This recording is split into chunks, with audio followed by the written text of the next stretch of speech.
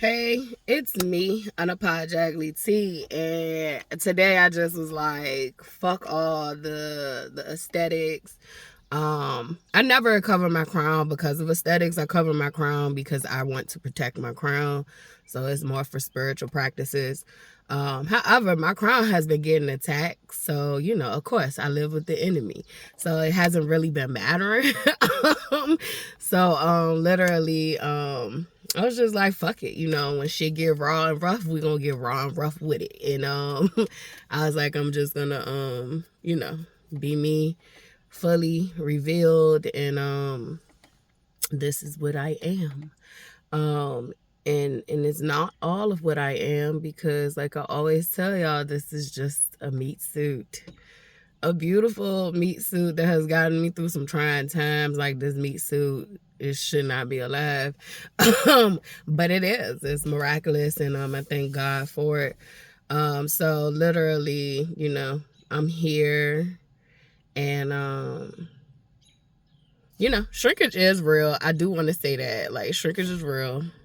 So yes, it is all the way curled up there, but it does come down. So if I blow dry it, that's actually cute. I look like a little Harley Quinn or something.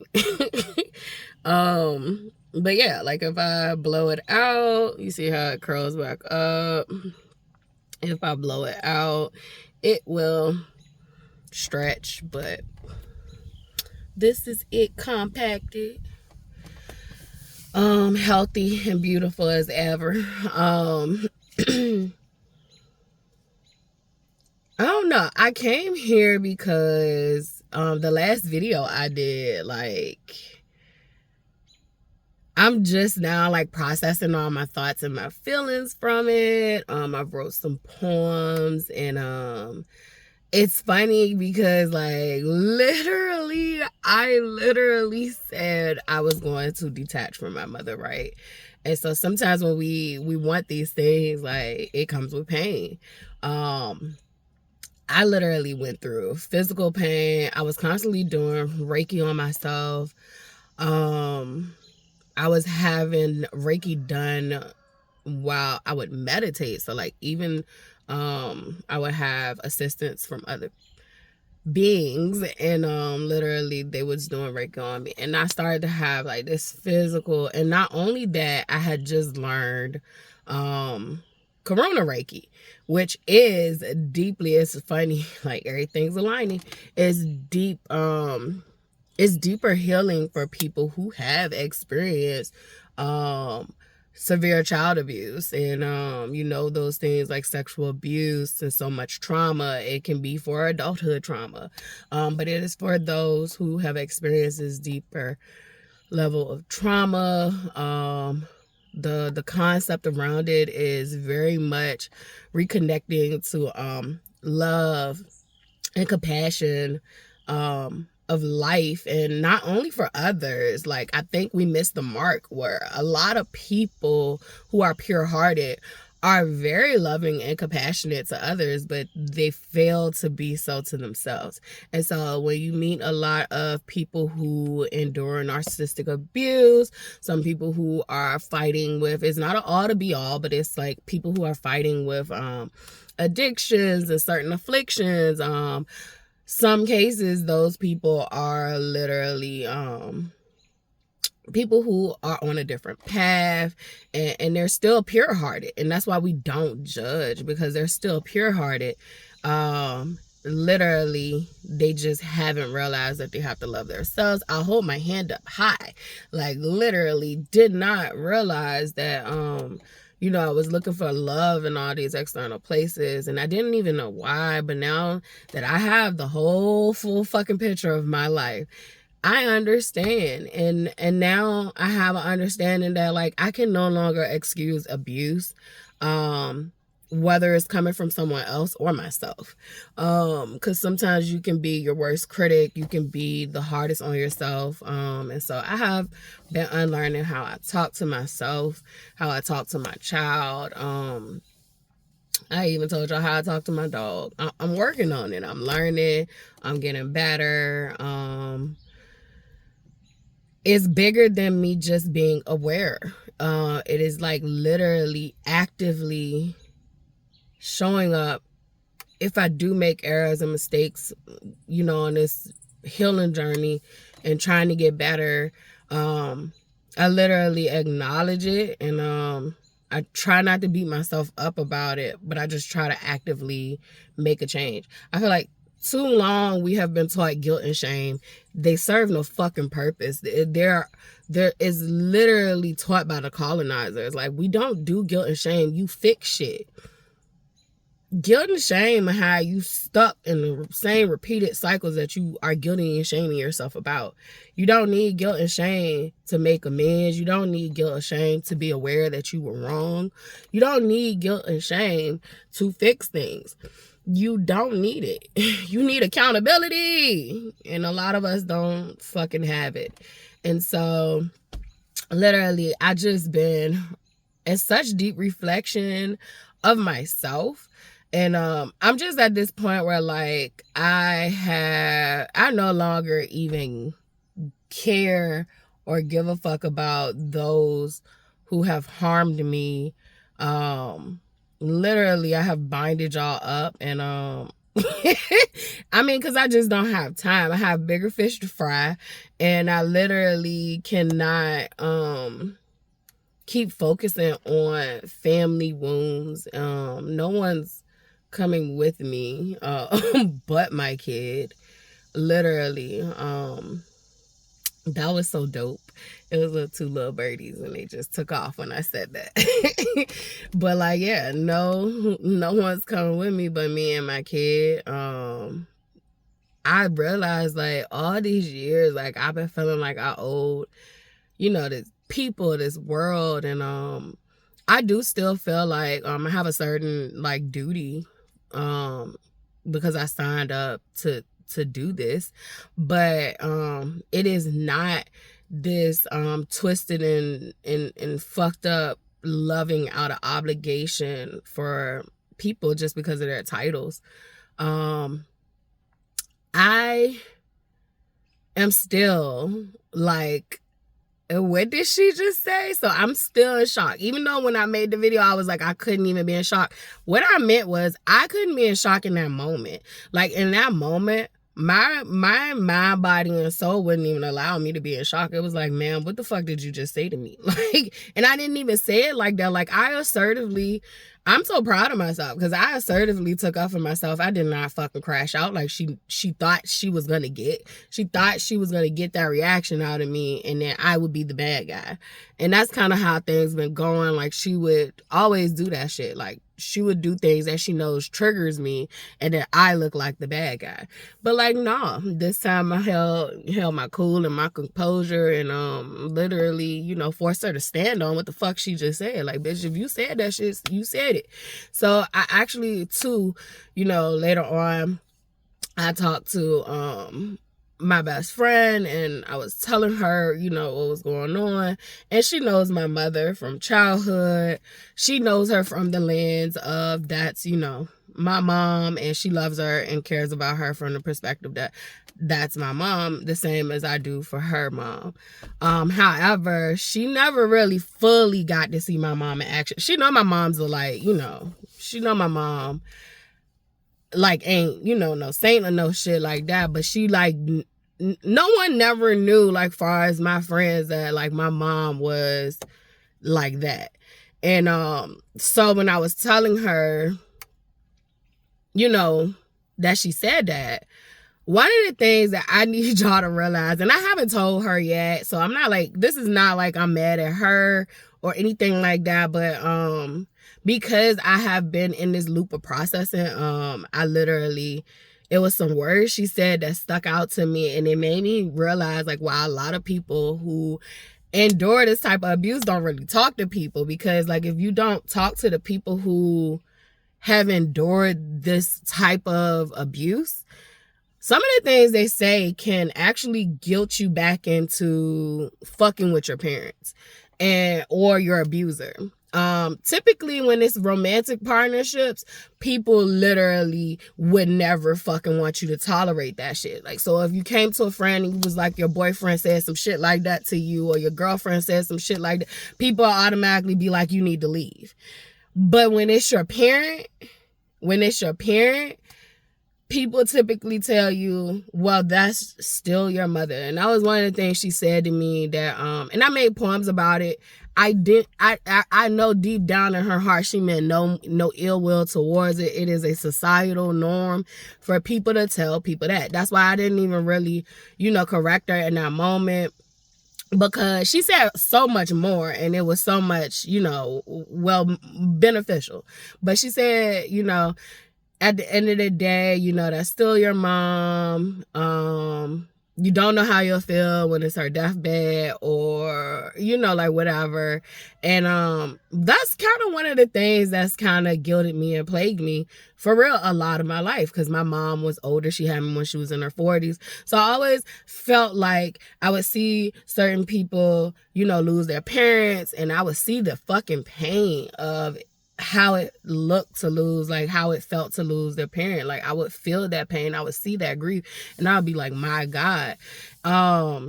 So I always felt like guilty, because I felt like, well, your parent is still here. Both of your parents are still here, like all of them. And you should work some things out. When it's like Mother's Day, Father's Day, those days are literally trigger days for me. I never talk about it. I never fucking talk about it. But they're trigger days for me because there's a disconnect. And this was way before I even came out about everything. It was always like this weird disconnect there. Like I really didn't give a fuck. And granted, I don't give a fuck about holidays anyway, but like it's literally when I see other people, definitely someone who has lost a parent, and they be like, I don't care what you got going on with your parent, like, always, show up, like always trying to make amends with your parents, like whatever beef or whatever petty argument you got going on, you should deal with your parent. I would see shit like that and it would make me love out of obligation, because it would make me feel like, well, what happens when she died, and then am I gonna have regret or remorse? Well, today I can tell you I've tried every motherfucking thing in me. You cannot make amends with someone who is hell-bent on trying to destroy you. You cannot make amends with somebody hell-bent on trying to destroy you. You cannot make amends with someone who is hell-bent on trying to destroy you. You can forgive them. And when I say forgive them, I don't mean give them shit. I mean that you are not allowing that fucking hatred, that anger, all those things that come with the hurt and the pain to plague your life. You forgive that. You get rid of that burden and that baggage, like by processing your thoughts and your feelings and by sitting with it.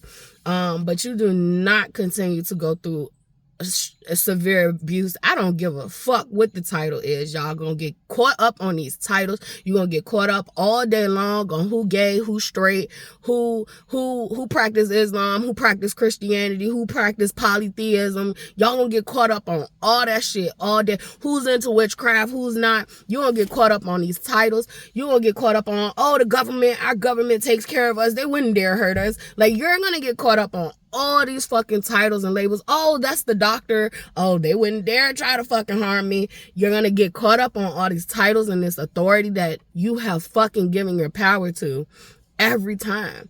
A lot of us don't even realize who our enemies are.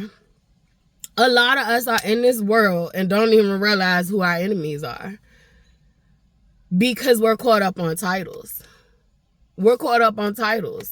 And it's funny because I've finally released that shit. Like, you gave birth to me. But a mother? Every time I try to play it back this go around, I don't see it, because the bad outweighs the good, and the good was bare minimum. Like, you did the shit that I once put on this pedestal. You did what you was supposed to do, and it was subpar. Like, it wasn't even on the pedestal. Like, it wasn't even up here. Like, and that's why I actually had some pieces on pedestals. And stop putting fucking people on pedestals. Stop. I don't give a fuck if God sent you a message. Don't put the messenger on a pedestal. You're gonna become the footstool if the messenger is in a human design. You're gonna become the footstool. If if you put the wrong people, you shouldn't put nobody on the pedestal, period. Break the fucking pedestals. You will see immediately who is who. If you take those people that you idolize, or you and people don't realize that idolization is just putting someone up above yourself, which would literally be putting them above God, because God is within you. So literally you putting them above God and yourself. And so literally you have to dismantle the pedestals. Fucking kick the pedestal, knock the bitch over, and get up off the floor. Because as soon as you build a pedestal, you become the footstool. As soon as you build the pedestal, baby, you become the footstool. Don't put me, don't put nobody, don't put none of these niggas that's preaching to you. I don't give a fuck whether they are from the church. I don't care whether they are from the nation of Islam. I don't care whether they're Jewish, they're Hebrew Israelite. I don't care if they play the best sports in the world, they sing the greatest. Take people off the fucking pedestal.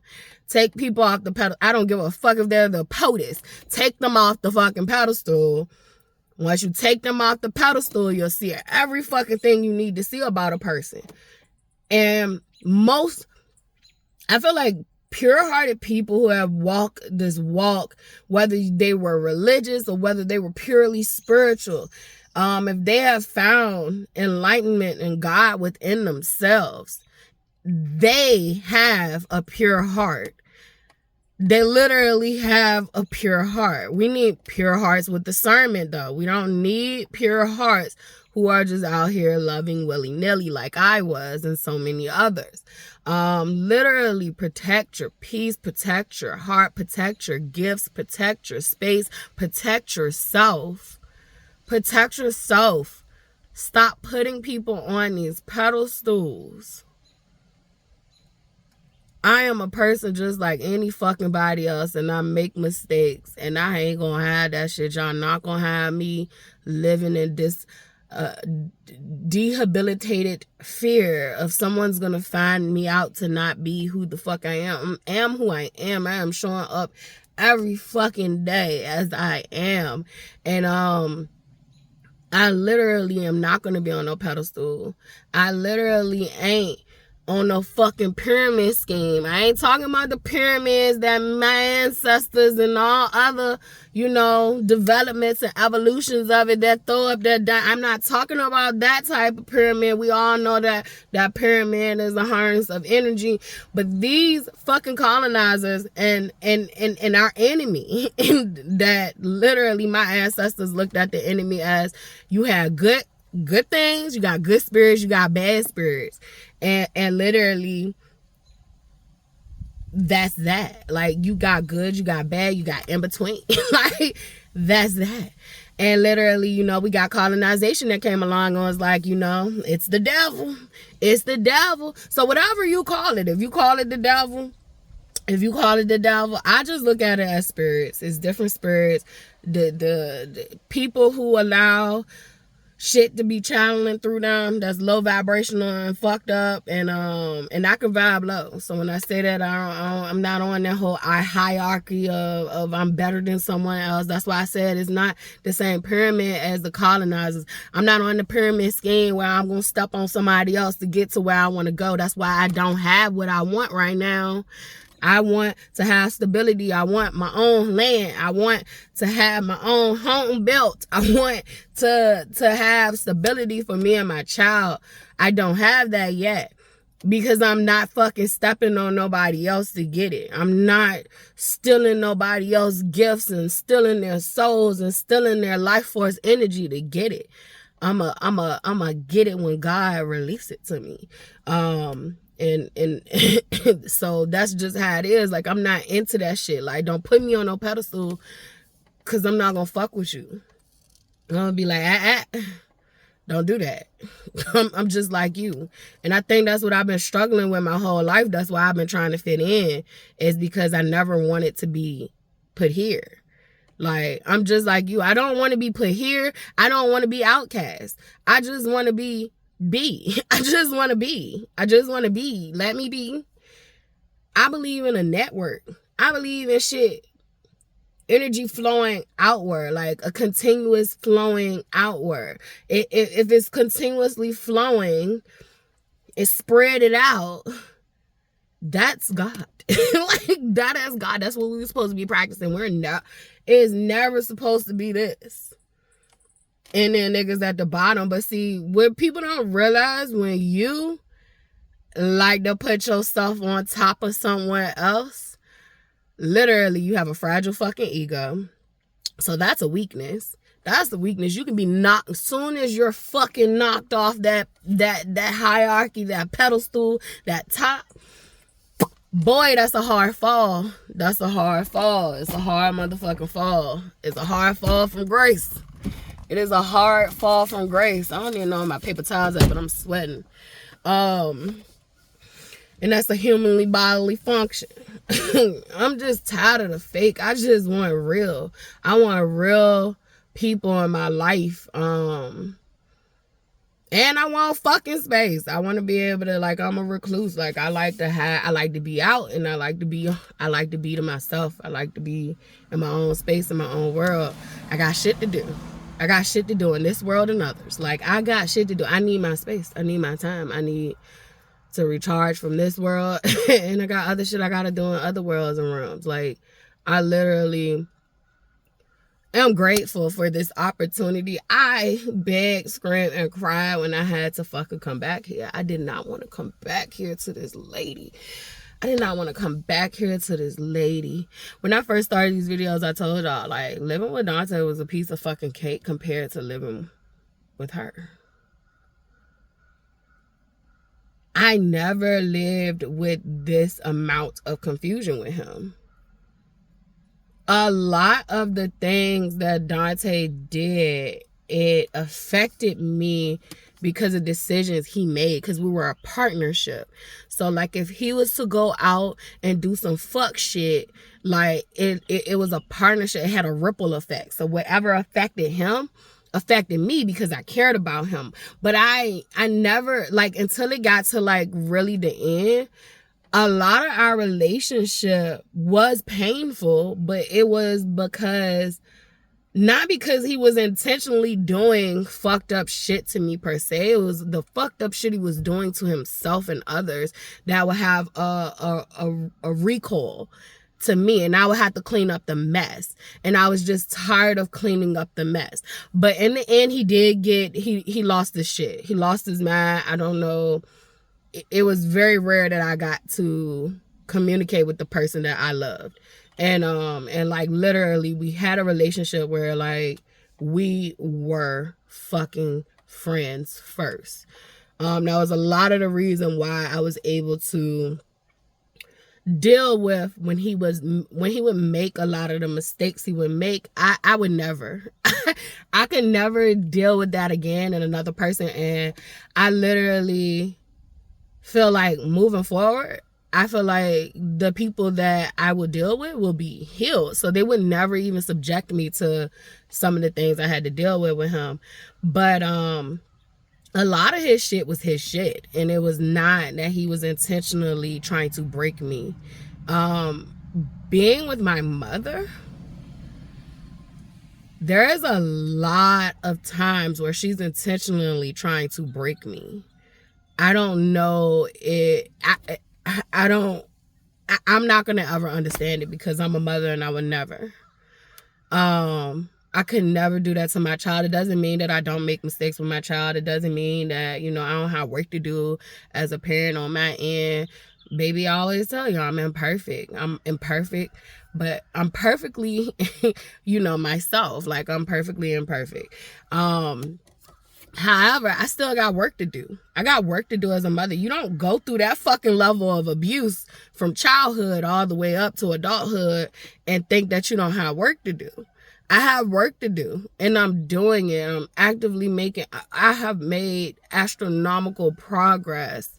It is amazing to me. It's like once I finally started like putting the work in for myself, the way I put work into these fucking systems, to these fucking people that I felt like needed me.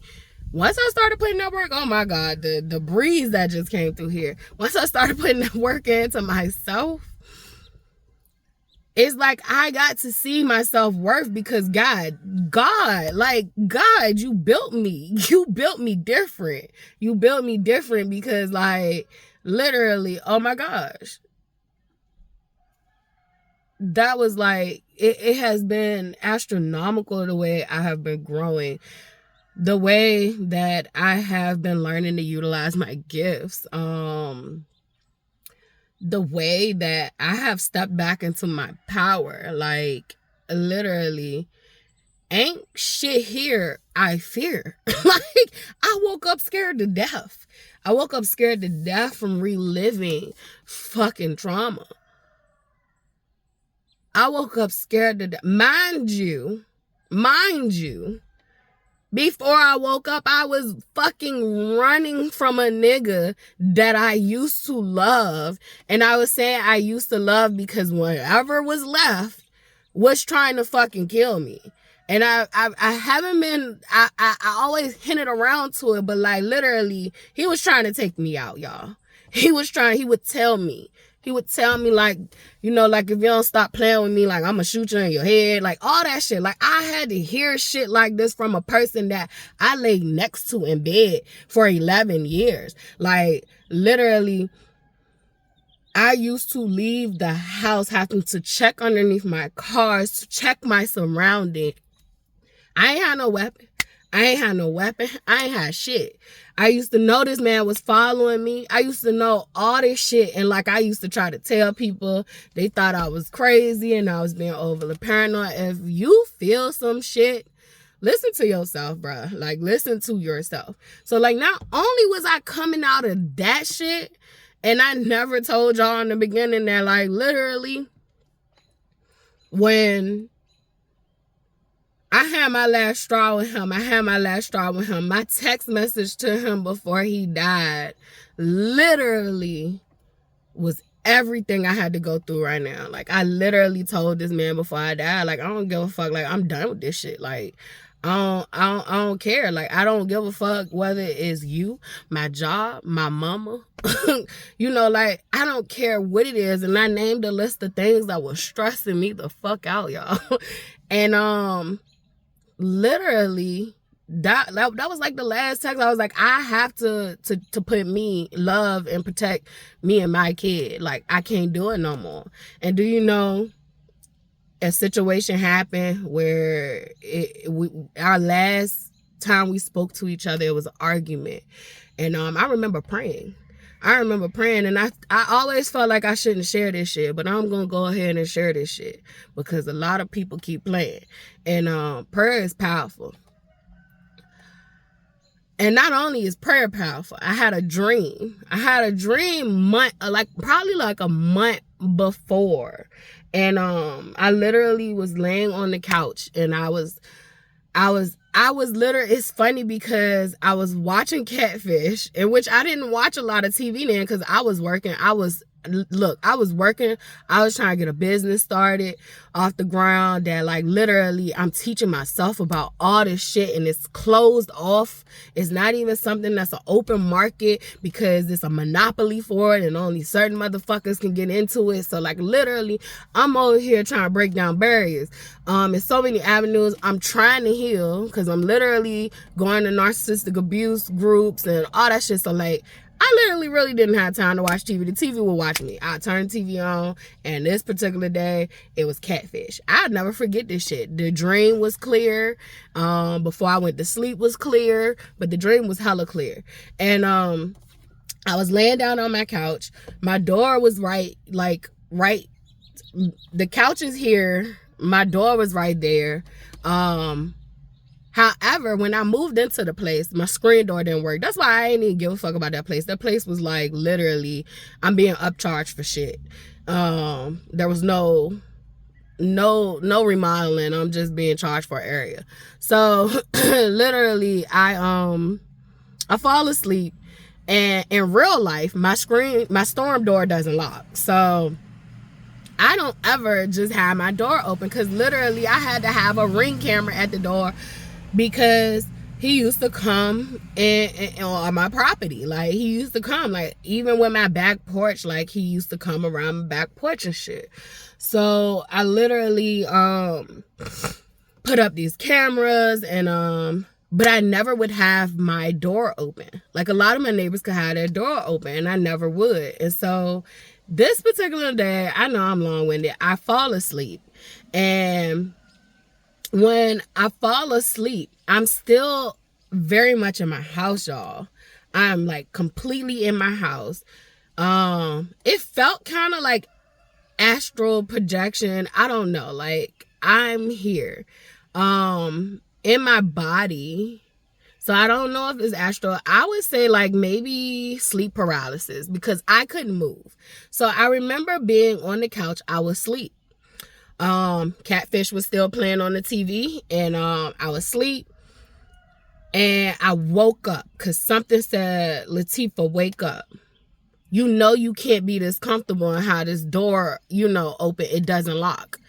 And I'm like, what you mean this door don't lock? It's nighttime, and like, the door is shut. I never opened the door. So I'm thinking about it from the reality of I'm on Earth. And so, no, I'm in dream state. And so literally I look, and it's bright outside, and the door is open. And as soon as I go to get up, I'm like trying to get up. And I get up, and as soon as I get to the door, this big ass figure, like this, and Dante was a big guy, but this nigga was bigger than him. And literally it was Dante's presence. It just wasn't the image, but it was Dante. I felt his spirit. So like literally, I'm just like, why are you here? And he ain't had no, like, his rhetoric was not on no, I'm playing with you, like, we gonna talk this out. This was on some, I'm gonna kill you. And literally, he went in to attack me. And I had some Muslim neighbors that lived next door to me, right? So when he went in to attack me, one of my neighbors came through the wall, like a ghost, like a spirit, came through the wall and fucking waxed his ass out. And so, like, literally, he just disappeared in front of my eyes. She did that, and she went right back in through the wall.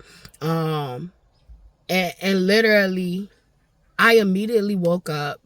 I woke up in panic. I woke up in fear. And literally, I was in my living room, and Catfish was still playing. But my door was closed and locked. And so I remember going to my narcissistic abuse group and telling them this shit. And they basically told me, like, Latifah, you don't have nothing to worry about anymore. And so I'm just still in my half woke state. Like, I don't know what this shit mean.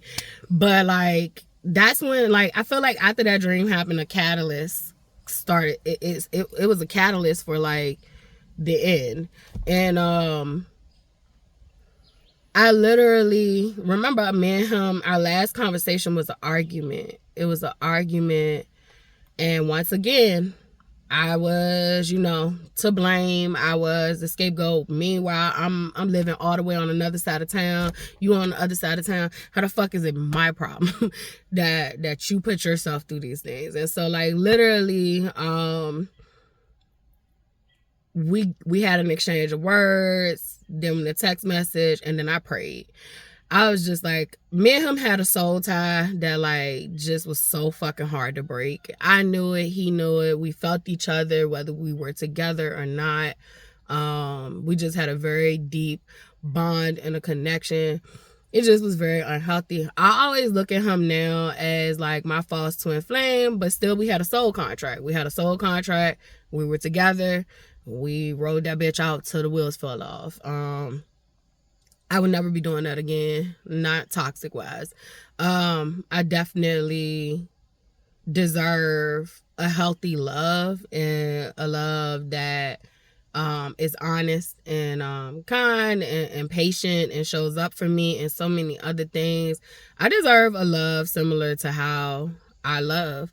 And now that I'm working out my toxic shit, like I can make space for identifying what love looks like, and that's just not in just romantic partnerships.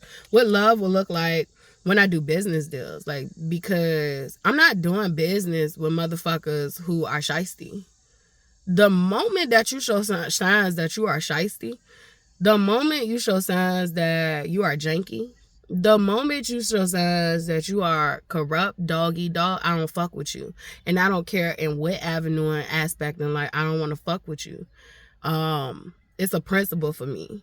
I feel like what you'll do to one man, you'll do to me. And I'm not talking about people who are protecting themselves. I'm talking about people who are out here living on that pyramid scheme, that doggy dog. I can't fuck with you on no capacity. So, like, this is not just for romantic partnership. This is for business. This is for love, far as friendship, far as who I would consider family. Like, I have been identifying motherfuckers that's family to me. Like, this shit deeper than just being born in a bloodline. Like, a lot of us are fucking really family. We just have been disconnected and pulled from each other. And that's just that. Like, whether we're distant family members, we're still fucking family. And then if you want to get deeper to it, if you want to get deeper into it, we're soul family. God sends who's supposed to be there. Okay? So I literally, I'm all over the place here, but if you can keep up, you can keep up. But I prayed. And I told my nephew, I told my best friend, and I told my daughter. But I don't think I ever came on camera and said this. But we had such a deep connection. I prayed to God, and I was like, you know what, God, I have tried everything in this world. I literally left that relationship. I left him with everything. The only thing I took with me when I left was my china closet, which was something my mom gave me. And the things like my clothes, like my personal effects, like stuff that was literally mine. But I left him everything. I bought him his car. Like, I let him keep the car. He wouldn't even get the car transfer in his name, and literally got fucking traffic tickets in my underneath. Like, you know how you run the red light and they took a picture? Like, he was doing that shit. So I was like, it's like nothing I could do could help you. And it was just like, at the end, like, that's just how bad it got. Like, it's just like that nigga didn't give a fuck about nothing. And I can only imagine what the fuck he was doing in the streets, because to be honest, I kept him from doing a lot of shit a lot of times. And then when it came to the end, it was like he ain't had nobody to ground him. And he wasn't grounded in shit himself. Because apparently he wasn't even all the way there. So I'm prolonging this, but I literally pray to God, like, if it took for him to take him out, to take him, because literally, I had did everything possible to play fair, to play right, and this nigga wanted me out. It was like he knew he was going out, so he was gonna take me down with him, and it was like, that's not love. If I can't have you, nobody else can. It was like riddle and possession. I think that because I grew up in so much chaos and confusion and abuse, I thought that possessiveness was protection. And possessiveness is not protection. It's toxic because it can look like protection, but possession is fucking ownership. So literally, I was literally like a slave in a relationship. I felt imprisoned. I felt I felt very much imprisoned. I felt very much imprisoned. And it wasn't like hey bitch, you gonna sit here. It was a conditioning. It was a conditioning. It wasn't, a lot of times people don't understand these relationships, but I was used to it. I was used to being manipulated and conditioned. So I thought those things were love. And the very person who taught me this shit hated him to death, and she was far worse than him. She hated him to death. And I remember she told me when he died that you left me. And it was like, what do you mean I left you? I was grown. I had a kid. I wanted to start my own family. What do you mean I left you? But in her eyes, she felt like I left her to deal with shit by herself, which you signed up to take care of my uncle. I didn't sign up for that life. I don't want that life. You signed up for that. Like, I didn't sign up to be your gopher. I ain't signed up for that either. Like, I wanted my own life. So I feel like really, regardless of who I would have picked, it would have been a slight to her if she didn't have access to me like she used to. Like, I used to be her runner. Whatever she needed, I was there. And I don't even get credit for that shit. And it was another weird thing she told me too, like when he died and I came out about my father. She told me she had a dream that she was with one of her exes, and it was a little girl, but the girl was shaped like a woman, and she was there, and her ex told her that he didn't want her, he wanted the little girl, and she asked him why. Not on no shit like, why are you a pedophile? She asked him why from her own hurt and ego, and go figure. And literally he said, because she has body and you don't. So like that has been coming up for me. Like, I forgot about that, but that has been resurfacing, and I really didn't forget. It's just that I didn't want to hear it. I didn't want to hear it. And when she told me that, I stroked her ego and was like, I said something to her to comfort her. I didn't say anything to her to ask why was that okay that he wanted a child. Like, and you wasn't concerned about that. All right, so, and thank you.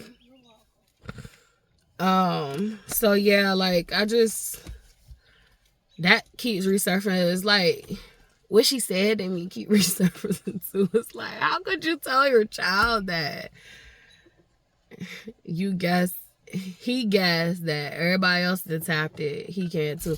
That was like an admission to guilt, and it was like this, not only admission to guilt, it was a hurt little girl saying like, all my men was sleeping with you. That's basically what you was saying to me. Like, he found out all the rest of my men was sleeping with you. Maybe he think he can too. And so, ugh.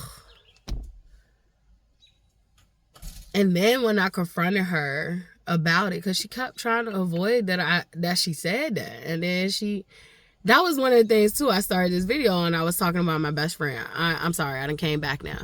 But she said something like, to the effects, and I explained that the whole, but that's still your mom. Cringe. Don't tell nobody that shit. Definitely if they just told you what they just told you. Don't tell nobody that shit. And like I said, this is no ill will to her. I think this is a society problem. We're all conditioned, but that's your mother. Fuck no. That's my portal. That's the portal I came through. Thank you for allowing me to come through, and that's that. She said this too. She said, are you sure she said that? And she was serious. She wasn't saying it to question my reality.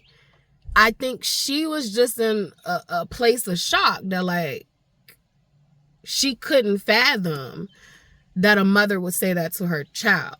And so even though it triggered me a little bit, because it was like, but see, this is how my whole childhood went. It was like, this is on brand for her. This is not off brand for her. Yeah, I'm in shock.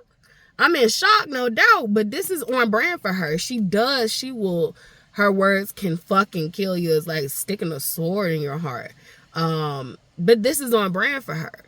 And I think the same way that my best friend had her processing that, you sure she said that? That's how I've been living my whole childhood. Is like, I'd rather believe she didn't say those things, or those things did not happen, so that I could continue to function in this reality as somewhat sane. Because to admit that this is what the fuck I was going through would have severely probably cracked me in ways that I wasn't able to deal with as a child. If you studied MPD, literally MPD happens in children who are severely abused. And I used to wonder, like, why do I change personality so quick? And why do I have memory loss? I don't remember shit. And people tell me, like, you said this or you did this. Bitch, it wasn't I. It wasn't fully I. I wasn't fully in control of my stuff. It's like, I told y'all when I first started doing these videos, but it's funny because I have learned that I am my core self. And so, like, motherfuckers, if you want to be in here and be in line here, you're gonna have to fall in line. Like, you're gonna have to fall in line. I control me. And so, but as a young child and a teenager, and sometimes as a young adult, like, I wasn't always, you know, in that control. Life would get too messy and difficult. And now I look back and I can see that.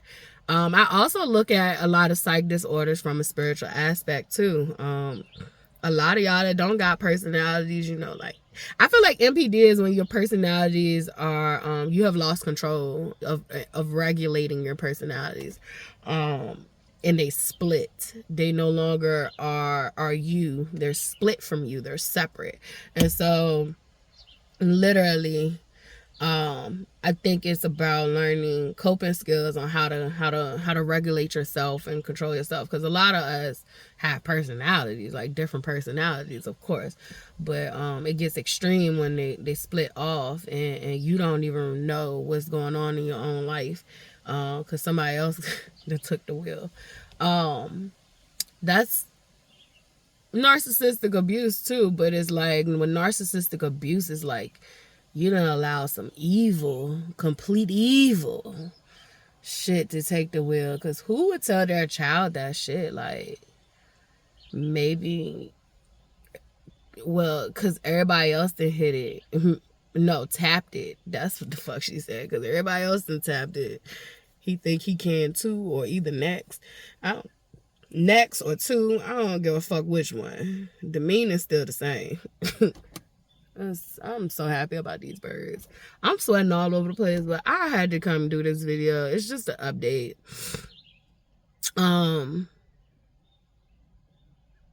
But yeah, prayer works. My daughter and my nephew told me immediately, because I gave them the real tea. I let it be known. I prayed. I was like, you know, I did a raw one. Like, if he can't be, you know, if he can't leave me alone and he can't get his shit together, like, and it's not even about him getting his shit together. I didn't care. Like, I cared. I wanted him to get his shit together, but it was like, if he can't stop trying to kill me, if he can't stop trying to play these games, like, 1 minute, you know, you're showing up like you all right and you love me, like, literally would show up as itself, and then, like, it was like a switch would flip and it was like, oh, that whatever that nigga is has returned, and it was like, I don't want to talk to you. And like, just pure evil. Like, just like, I don't want to talk to you. It's funny because that same demon in him that literally was like that, like, that demon that demon fell in line and is tamed, and that demon is over here with me. I literally have been clear, like, I believe in the what people call supernatural. I call it spiritual. I'll interchange words, but I believe in spirits, and literally whatever was attached to him literally walks with me now. And I got a lot of shit that walk with me now. I got a lot of shit that I literally utilize to my advantage. And you know, we symbiotic over here. There's no parasitic shit going on over here. I don't do parasites. I don't do viruses. And that doesn't mean that, you know, like when you walking around in this world, you will get some spirit attachments. You will get some shit trying to drain your energy. That's why it's important to practice spiritual hygiene. If you're religious, that is important to stay on whatever your spiritual hygiene is for your religion. Because when you constantly interacting with different people and different things, you get spirit attachments. It's like walking in the woods. You can pick up a tick, literally, and just because you picked up the tick don't mean you can't get rid of the tick. So always practice spiritual hygiene. For me, if I find a spirit attachment that I could utilize, and I can what do you call it? I would say tame. I can tame. It can be disciplined. It can fall in line. It's good over here though. Like I treat all things fair. Like if you fair, we can rock. So like I literally I have a spirit team developed by God, and also one that like I help craft too. I'm part of crafting that too, and so yeah. Whatever was attached to him that he couldn't tame or control, literally it rocks over here now. And he also, his actual soul and spirit comes to visit me and be with me. So like I said, we was literally friends first. Like we were like best friends. We was homies first. So that's our relationship is deeply rooted in friendship. I always say he was more than a nigga I just lay with. So like we were very close. It was bigger than just sex.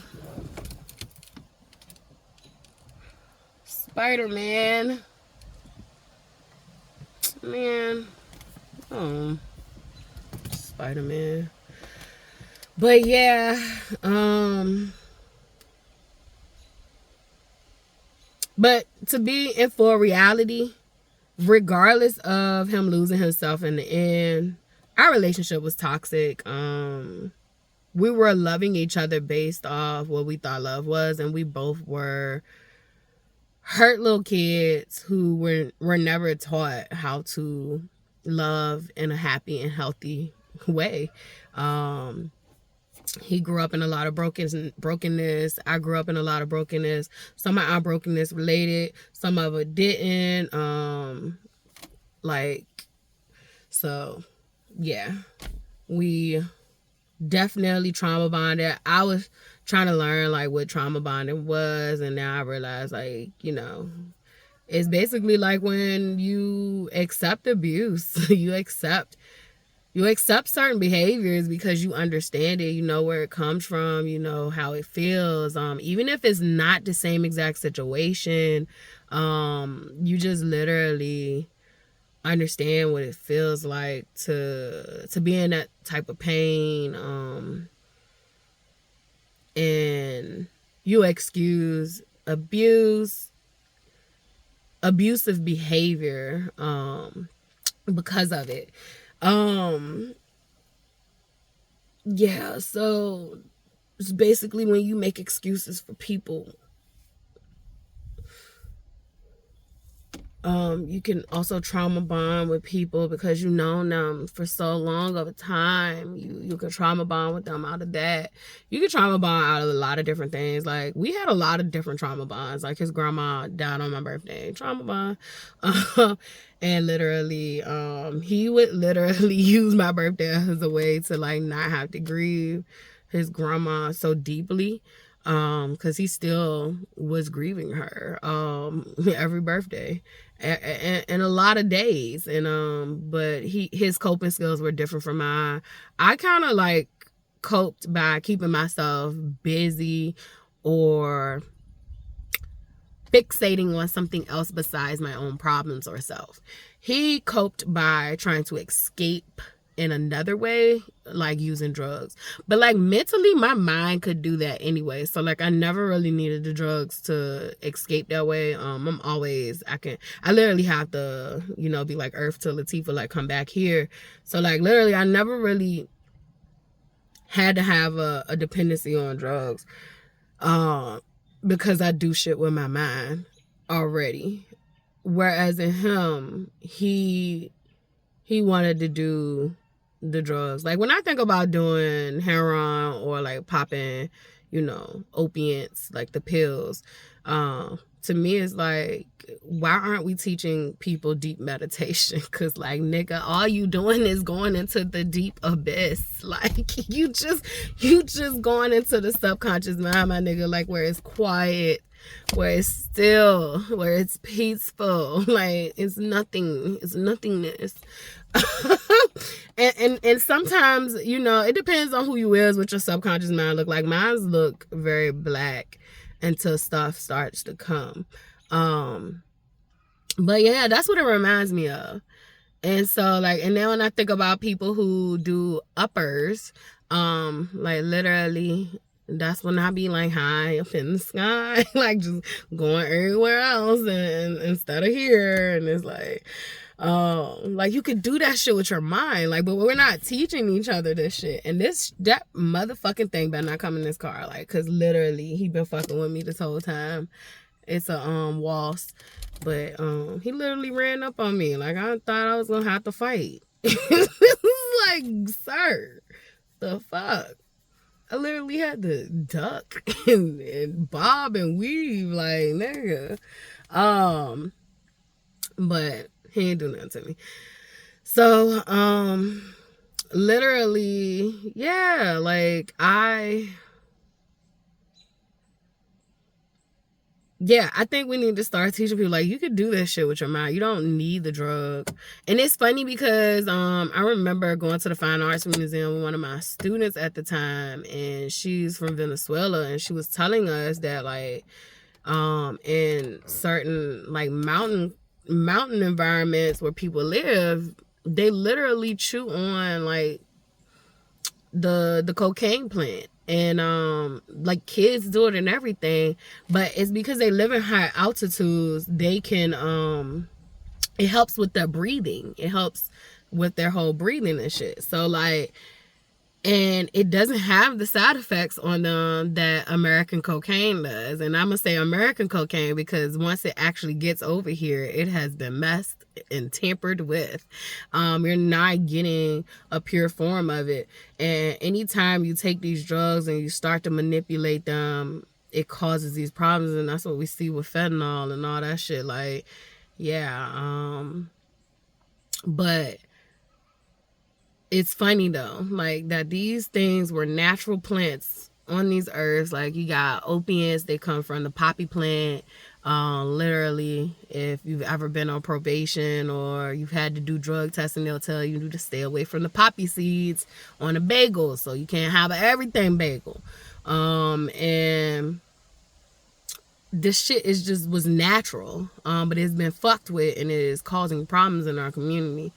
So literally that was his way of coping. He also liked gambling. Oh my God, he loved gambling. I used to be like, nigga, why are you addicted to losing money, nigga?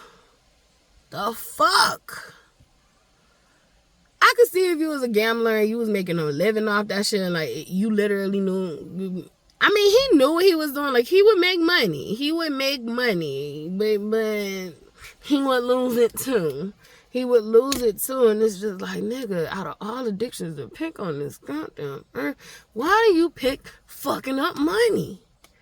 I don't know. I have a relationship with money where like money don't matter to me, but I be goddamn. I take calculator risks. I'm not, no.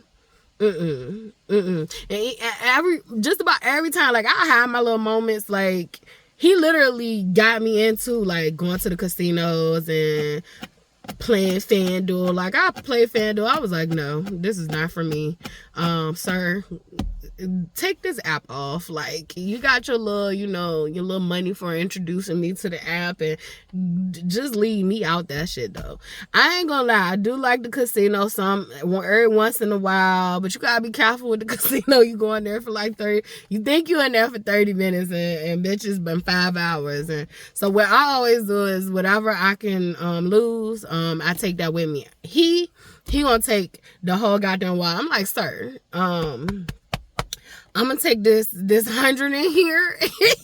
If I lose this 100, I'm done. I'm done. Now, if I'm up, you know, we could keep on playing with what I got, but I'm done. And then if I get up enough, like, nigga, I'm out. I'm gone. Like, I got it. But he used to have like some times where like he would hit big and shit like that. But like, I just can't. You know, I say I don't judge. I don't judge. I'm not saying this in no place of like, you know, you condemned if you gamble. I'm just saying, like, from my personality type, like, that one used to bother me more than the drugs. It was like, at least you getting something from it. This nigga, you losing. Like, you losing, nigga. You losing. And definitely when y'all gotta pay them taxes on them winnings at the end of the year, that shit be crazy. I was like, what? But yep, that's how that go. You don't really win shit in this country. I done gone from all over the place though, but like I'm just all over the place anyway. Yeah, I think I want to do a video on identifying your enemies, because a lot of y'all done got caught up on these titles. And I'm in this car sweating. I don't know if I want to do another video. I don't know. I might do another video directly about identifying your enemies, because a lot of us who grew up in severe abuse don't necessarily know how to identify our enemies. We are literally allowing authority. I feel like Cartman. Respect my authority. The nigga be like, what's that episode he did of the Maury kids? He'd be like, whatever, I do what I want. I do what I want. I don't know why Carmen just came out of my motherfucking head. He'd be like, whatever, I do what I want. Do what I want. I think it's time for me to go. But yeah, y'all, I'm waiting for like my next move. I'm not trying to move drastically. I'm not trying to move out of fear or anger. I want to move when it's being led for me to move. That lady has been picking like non-stop. Like, she was picking about the air conditioner with my daughter, and it's funny because like she would just keep fucking with the air conditioner, and then she would make it like, which I agree with, like if we leave the house, tell her turn it off. But long story short about that, like it got so hot, and she had to come in the room with me, and so literally, do you know every day that my daughter hasn't been in the room, she been running the air conditioner? And it's like, but you literally have been picking about, I mean, non-stop picking about the air conditioner with temperatures on. Bitch, it is 90. It has been in the hundreds some days, and you talking about the air conditioner need to be on 70. And it's one of those window air conditioners, and the room isn't insulated very well. It has insulation in it, of course, but it's not insulated. It's an addition to the house. It's not the same insulation that the house has.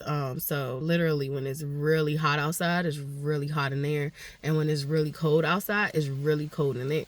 So we just found it funny that like she just be hypocritical. Like then she did something with the house AC, because she know I don't really like to be hot, but she don't realize, like, bitch, you know I grew up with you as a child, like, and you didn't have ACs. Like, we literally had the window fan, and then not only did we have the fans and we put them in the window, she would put the fan on the outside. I don't know whether that works or not, but all I know is I was not cool. She would put the fan blowing, talking about it would circulate the air. Like, no, the fan need to be blowing this way, ma'am.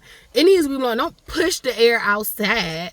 I need the air to be coming in here this way. Like, I never understood that. If you had a black parent that did that, where they put the fan in the window, but the fan was blowing outside. If you into science, can you help me understand that? Because I was hot, and I always would flip that bitch. Like, I don't know what you talking about. Let me flip this bitch back here and take my boy ass and play in this fan like all day. Literally, like, grew up with, you know, no AC for a very long time. And then we would get, you know, we got the window units, but then she would have like a window unit in her room and then one downstairs. So like, it was literally like, you know, we worked our way up to having, you know, window units and all windows. And so like, it was a process and a step. And I'm like, that's the reason I don't like being hot, is because from childhood, you go outside, you play, then you got to come back in the hot ass house. Literally, we stayed outside all day, and you got to come in that bitch and deal with it. And then God forbid if you can't go outside that day, then you're in the house with it. Literally, you know, I could deal with it being hot. I just prefer it not being that goddamn hot. So like, long story short, because I'm long-winded, and it's never gonna be short. She the telling me the AC had broke or whatever. No, it didn't break. It had ran out of coolant, and it was very hot. And so literally she kept saying, "Are you okay?" Like, she would come in the room and act like she was checking on me to see if I was okay. And I'm like, yeah, why wouldn't I be? And she was like, oh, because it's hot and I know you don't like it hot. And so I'm like, yeah, I'm okay. Like, I don't like it hot, but that don't mean that I can't handle it being hot. It is a difference. Like, you know, people have preferences that, baby, I can survive all conditions. Like, what are you talking about? And so I didn't say that to her, but I'm thinking that in my head. And so I noticed that once the AC did get fixed, she kept trying to say something was wrong with the thermostat. And she was like, but the temperature in the house keep reading that it's 80 degrees, but mind you, it was cool as a bitch. So it was cool in the house. But the temperature keeps reading 80 degrees. I think the thermostat is broke. So one night, I think like a night after she stated that, because I was like, okay, well, it feels cool to me. One night after she stated that, like, Charlotte had started staying in the house. And because her room had got entirely too hot. And so I think when Charlotte started staying in the house, she turned the thermostat up to 80, y'all. And we could literally feel like, oh, it's really hot in here. It's real hot in here. So Charlotte gets up. She different from me. She's just like, you know, me, I'm just be like, this ain't my shit. I'm gonna just go ahead and roll with it. Charlotte was like, nah, it's too hot in here. And she just got the AC fixed. Charlotte go and look at the thermostat. And my mom immediately tell her, don't touch the thermostat. And she was like, Charlotte was like, I ain't gonna hear that. and I hate having, like, her have to disrespect her elder, but, like, it's like you play too many mind games. So Charlotte was like, I look at the thermostat, and yeah, it's 80 degrees in here, because she has the temperature gauged all the way up to 80. And I'm just like, at this point, this is your house. If you want it hot in here, have it hot in here. It's your house. Why are you playing mind games? Why are you playing mind games? It's like you're trying to figure out ways to, like, make me feel uncomfortable. And it's like, at one point, like, do you want me to get out? Like, because I want to get out, but I want to get out where I don't have to ever fucking return. And I'm having a hard time wanting to go live with anyone else at this moment, because I really don't know financially, you know, things all the time. Like, I'm always constantly figuring things out. So I just don't want to be a burden on, you know, somebody else. So that's one of the things that's kind of like, it's been beneficial, because I don't feel the pressure financially, so to speak. But it is so many motherfucking mind games. So many fucking mind games. So many mind games. So many mind games. So many. So many. I mean, they're endless. Like, I can't even keep up with all of them. But I'm just keeping my faith. I'm moving according to how God want me to move. Even if you don't understand it, like, a lot of people might hear my story and be like, well, why hasn't she just left yet? I have tried to leave. And, you know, I've been keeping all that to myself. But the way people are treated when they're homeless is foul. I never want to experience that again. So there's some trauma around that. Because to have to prove residency and you're fucking homeless is insane. Literally. And, yeah, the way homeless people are treated is crazy. And so there's a lot. There's a lot to that. So, like, literally, just if I was to even leave and do the homeless thing again, I literally would fully be in my car. But you have elements that won't even allow you to be able to survive just living in your car. In, you know, a state like Virginia, you have extreme winters or you have extreme summers, these heat waves, you know, all that shit. So, and it'd have been different if it was just me. I have to worry about my child. So I'm just trying to figure this shit out. I know that I've trusted myself not this whole step of the way, but I've come to a place where I trust myself. And I trust what's being told to me, and I'm going to move accordingly to what's being told to me. I think the whole point of me being here has been to be able to identify the enemy, no matter what and who it is, to be able to detach from it, to be able to say, this is not good for me. Because I never knew what was really good for me, because, like, well, you grow up with your parents and they're supposed to teach you these things, and it's like, but if your parents not good for you, then you're gonna learn through them that not good for you is good for you. And so we always have to take an account of people's norms. Everybody's norms are different. Like, everybody's worldview is different depending on who their parents were, who were their community, all that shit. So I grew up in the 90s, and who my parents were and who my community was basically afflicted people, abused by, like, generations of abuse from slavery and colonization to modern day times of being afflicted by addiction and depression and a lack of resources. And so that was my norm. All while being held. I was held to such a high standard in my household. Even being subjected to all of that shit, like, I was still held with the high standard that I had to succeed. It was a must. It was vital that I succeed.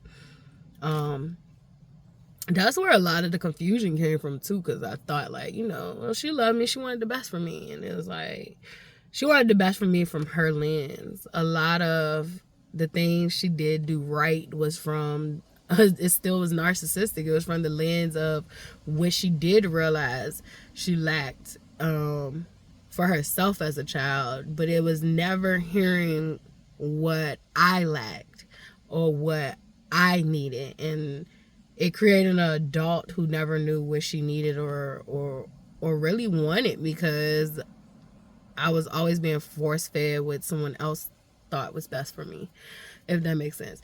But everything happens for a reason.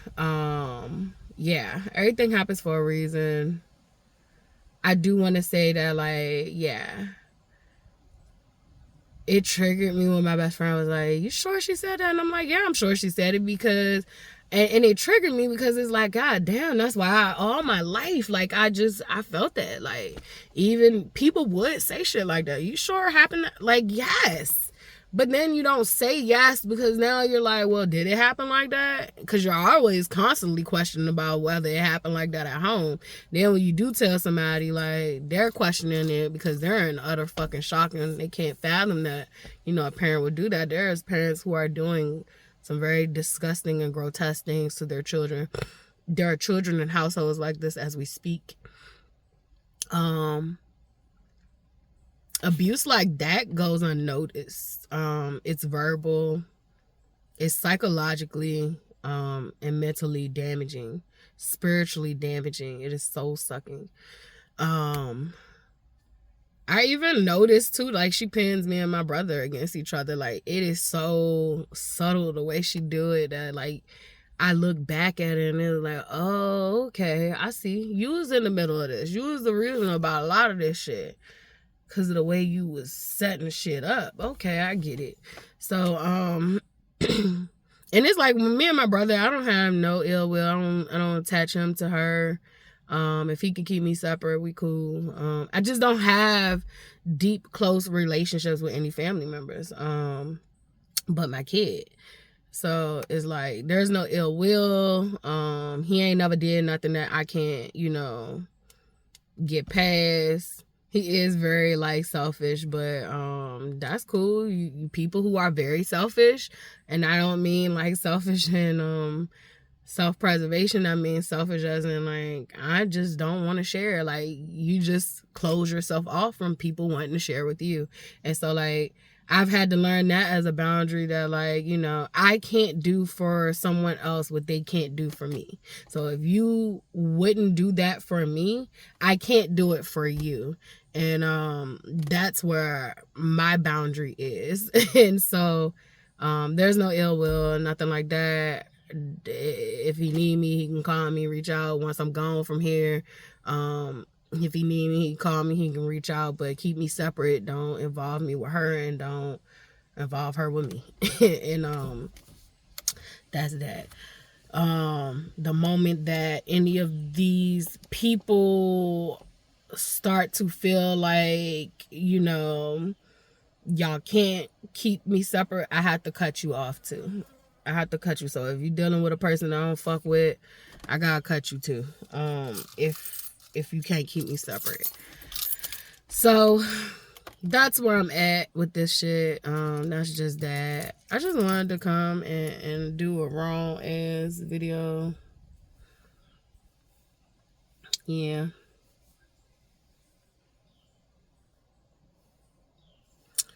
But yeah, I'm just hell-bent on being myself. Whoever is meant for me gonna love me for me, and I'm gonna love them for them. But you know, I'm healing, I'm doing my work, so baby, we can work out. And they doing their work, because I know whoever God got for me, you know, he preparing them just like he preparing me. So that's how I feel about it. I also feel like whatever God got for me is deeper than just for me. It'll be for the betterment of my legacy, of my bloodline, of this earth. It will be more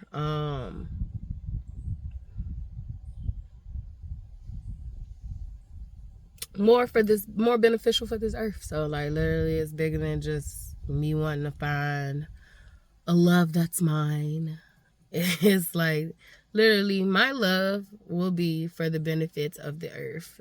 Our love will be for the benefit of this earth. Because we do it for God. So I already know God has somebody who is equally yoked for me and is being prepared just like I'm being prepared. And, you know, I'm at peace with that. But boy, do I love my love songs. Boy, do I love. I love to just be on that cloud. But I'm just going to head on out. Yeah, I'm going to head it on out.